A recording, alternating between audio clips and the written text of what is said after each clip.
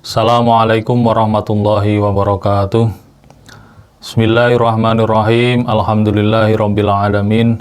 Wassalatu wassalamu ala asyrafil anbiya'i wal mursalin wa ala alihi washabihi ajmain. Rabbi shrahli sadri wa yassirli amri wa hlul 'uqdatam min lisani yafqahu qawli, amma ba'du. Pendengar Risalah FM yang berbahagia, pada pagi hari ini bersama-sama kita akan mengkaji tentang hukum-hukum tentang kurban. Dalam kesempatan pagi hari ini saya akan membacakan sebuah kitab, yaitu kitab Fathul Qorib yang menjelaskan terkait dengan hukum-hukum kurban. Bismillahirrahmanirrahim. Faslun fi ahkamil adhiyah. Fasal yang dalam mertelaake piro-piro hukume kurban. Bidhamil hamzati kelawan domai hamzah fil asyhari ing dalam qaul asyhar, qaul masyhur. Wahya utawi adhiyah iku ismun aran lima kedue perkara yudzabihu kang den bleh apa ma minan na'ami saking raja kaya yaumal aidin nahri ing dalem dina riyaya kurban wa ayyama tasyriki lan pira-pira dinane tasyrek taqarruban krana ngeparek ilallahi taala maring Allah taala. Jadi adhiyah atau korban itu dengan dibaca dhammah hamzahnya, yaitu udhiyah, menurut qaul yang masyhur itu adalah sebuah nama bagi hayawan yang disembelih pada hari raya kurban ataupun disembelih pada hari-hari setelahnya, yaitu hari tasyrek. Tujuannya apa? Tujuannya adalah untuk taqarruban ilallah, untuk mendekatkan diri kepada Allah. Jadi korban itu adalah yang disembelih ya harus hewan. Ya, hewan-hewan yang memang disyariatkan oleh Allah. Misalkan hewan yang disyariatkan untuk korban itu ya seperti kambing, sapi, unta, atau kerbau. Ya selain itu nanti bagaimana hukumnya nanti akan dijelaskan selanjutnya. Wal udhiyatu utawi korban iku sunnatun, sunat muakkadatun kang den kukuhake alal kifayati ing atase fardu kifayah. Faida ata ing dalem nalikane nekani biha kelawan udhiyah sapa wahidun wong siji min ahlil bait saking ahlil bait ya kafa mangko nyukupi apa itian an jami'ihim saking sekabehane ahlil bait. Wala tajibulan ora wajib apa al udhiyatu korban illa binadri angin kelawan nadar. Hukum korban itu sendiri apa? Hukum korban itu adalah sunat yang dikukuhkan, ya, mendekati wajib, tapi masih dalam bingkai sunat. Ya, sunatnya di sini sunatnya bagaimana? Sunat yang kifayah. Maksudnya bagaimana? Jadi seandainya dalam sebuah rumah itu ada salah satu orang yang berkorban, maka itu sudah mencukupi semuanya. Wala tasibu al-udhiyah ila binadrin, dan korban itu nanti tidak wajib kecuali korban itu nanti bisa dikatakan wajib apabila dia itu bernadar.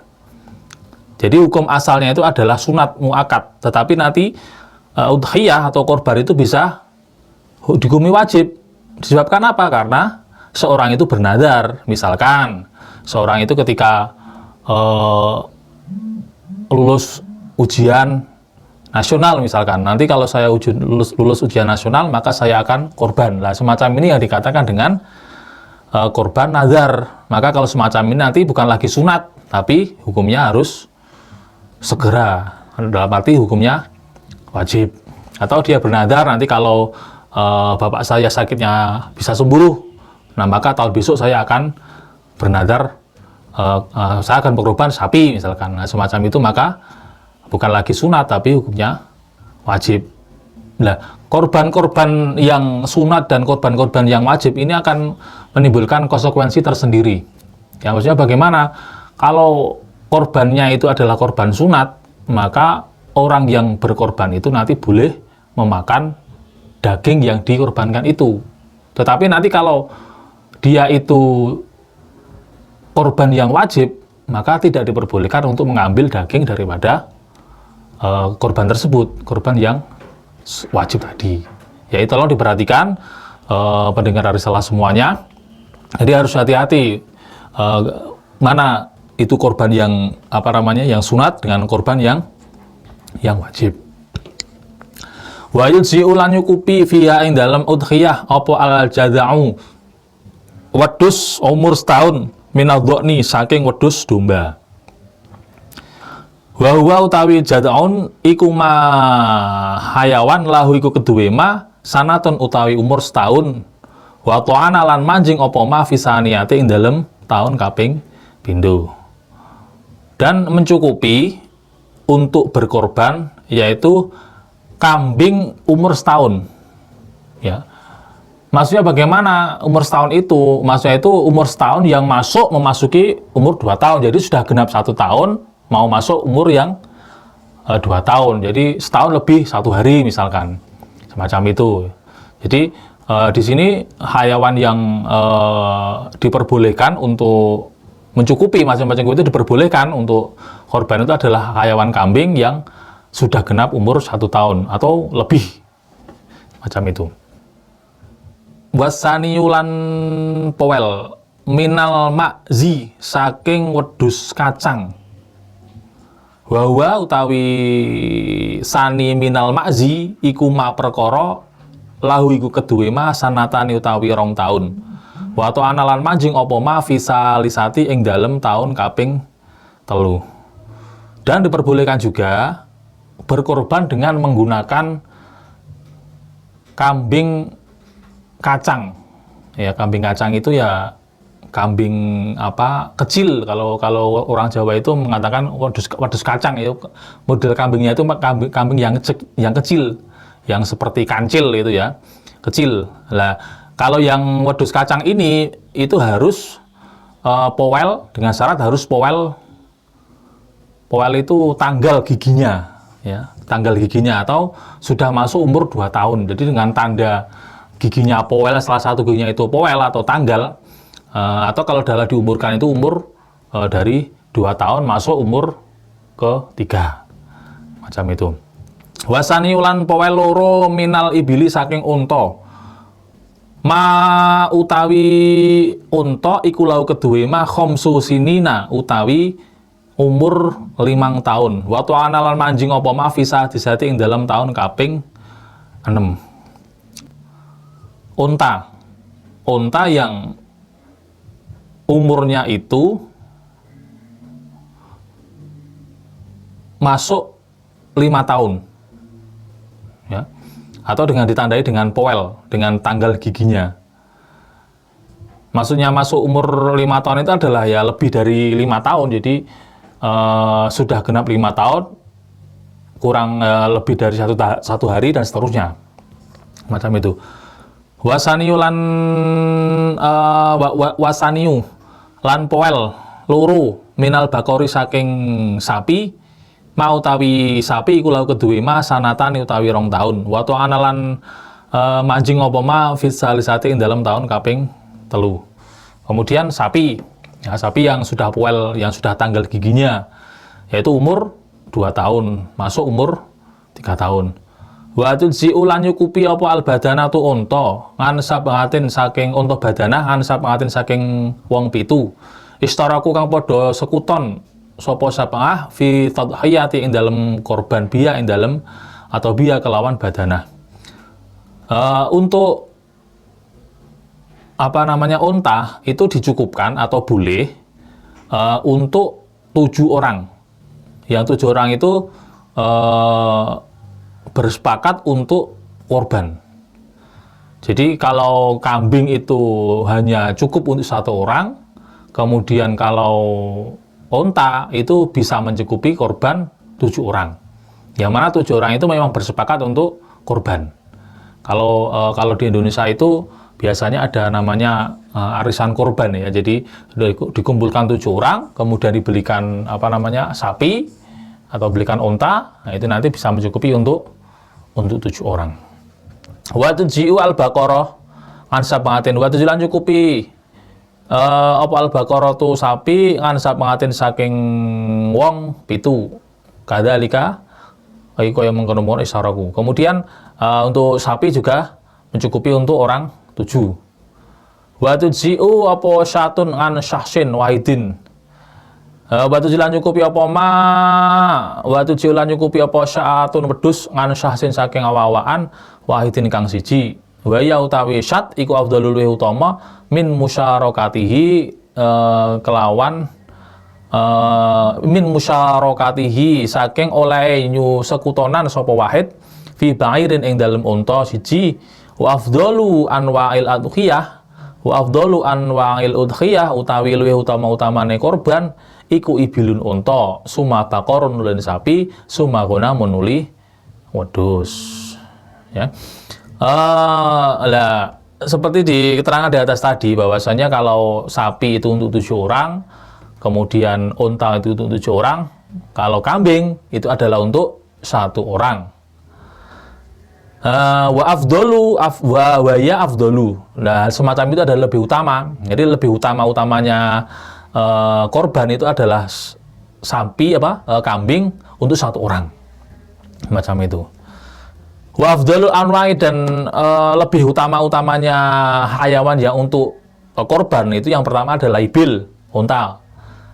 Kemudian bakor, sapi, kemudian ghanam. Jadi hayawan-hayawan yang utama untuk berkorban itu adalah yang pertama adalah unta dulu, kemudian baru sapi, baru yang namanya kambing. Kenapa? Ibil unta itu lebih utama karena memang dagingnya lebih banyak, ya. Karena tujuan korban itu adalah nanti membagikan daging kepada orang-orang yang berhak, orang-orang yang memerlukan daging semacam itu. Dibandingkan dengan sapi ataupun kambing, unta itu lebih banyak dagingnya. Macam itu.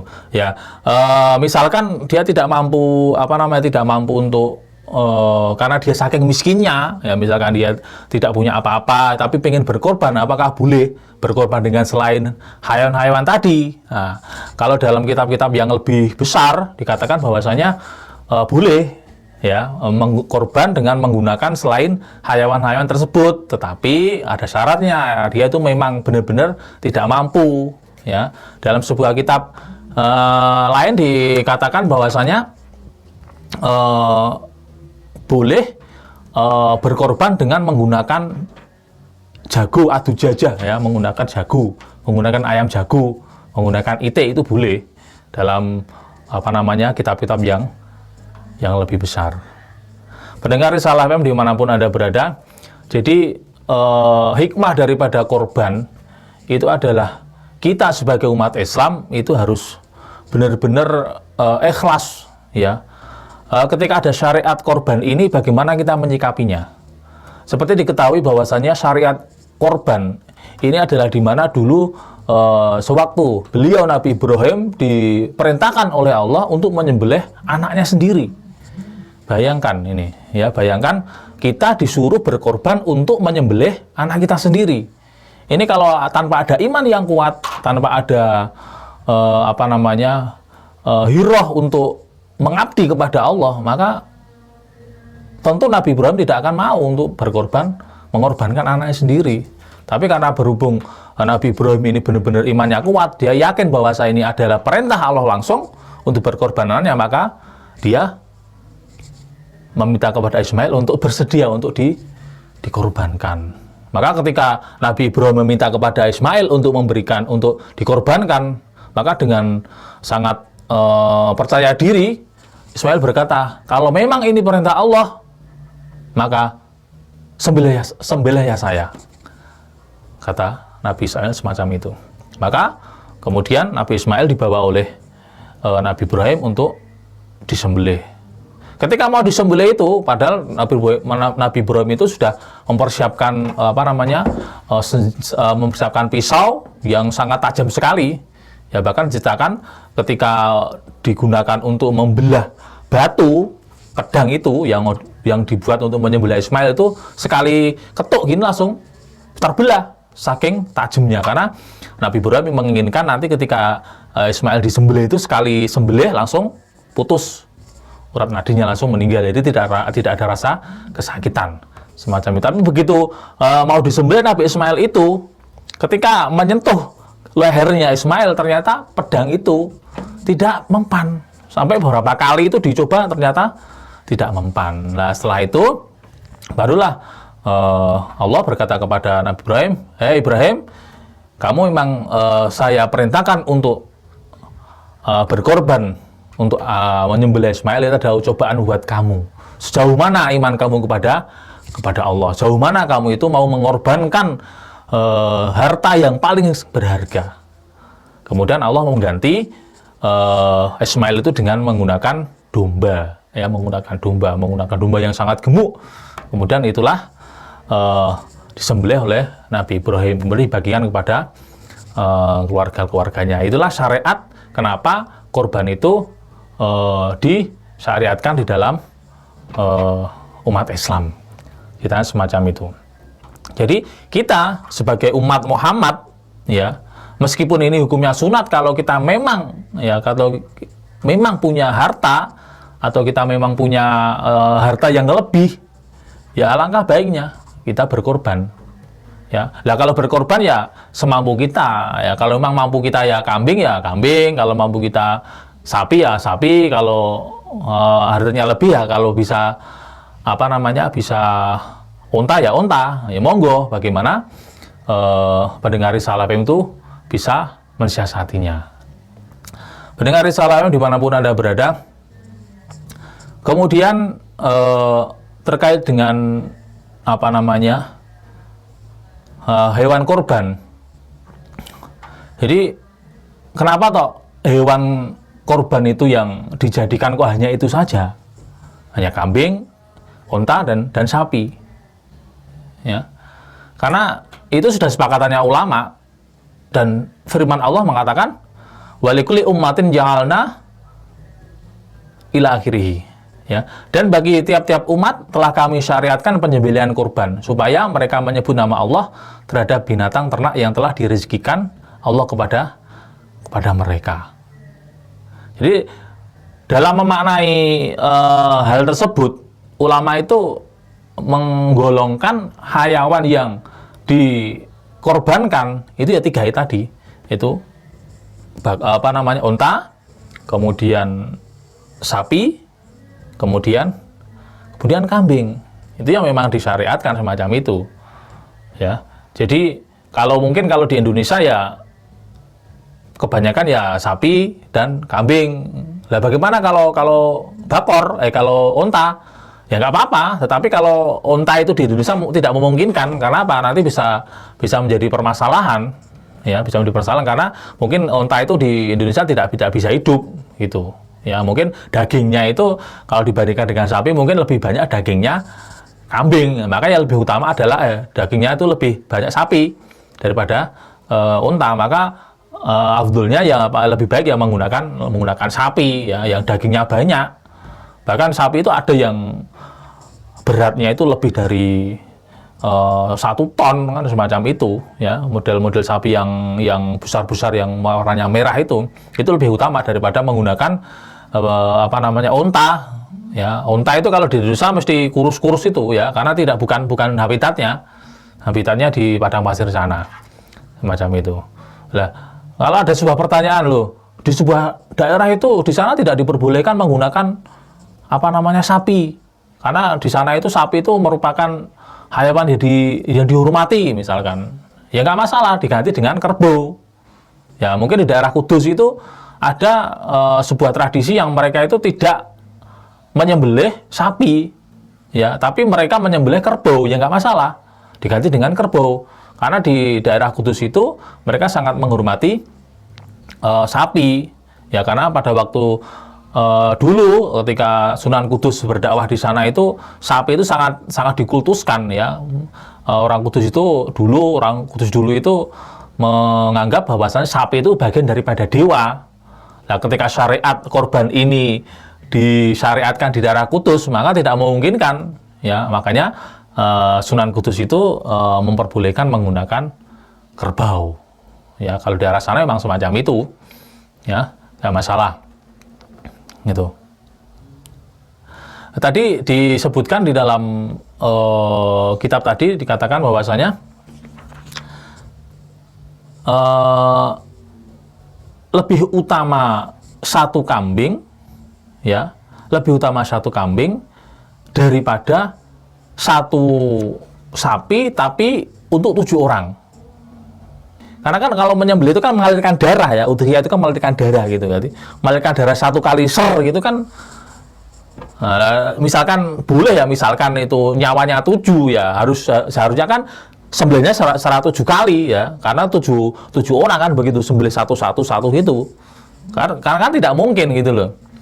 Makanya dikatakan di sini menyembelih menyembelih satu kambing itu lebih utama daripada satu sapi tapi untuk 7 orang, semacam itu. Di infirot, kalau dalam sebuah kitab lain itu dikatakan lil infirodi birokotid dami ya, karena sifat individualnya menyembelih, mengalirkan darah itu ya, tujuannya semacam itu.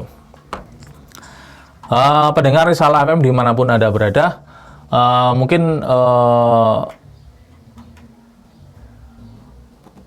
pembahasan terkait dengan korban kita cukupkan. Kita akan bertemu dengan kajian-kajian yang lain, tentunya di saluran Risalah FM yang dipancarluaskan dari area Pondok Pesantren Salafi Terpadu Arisalah.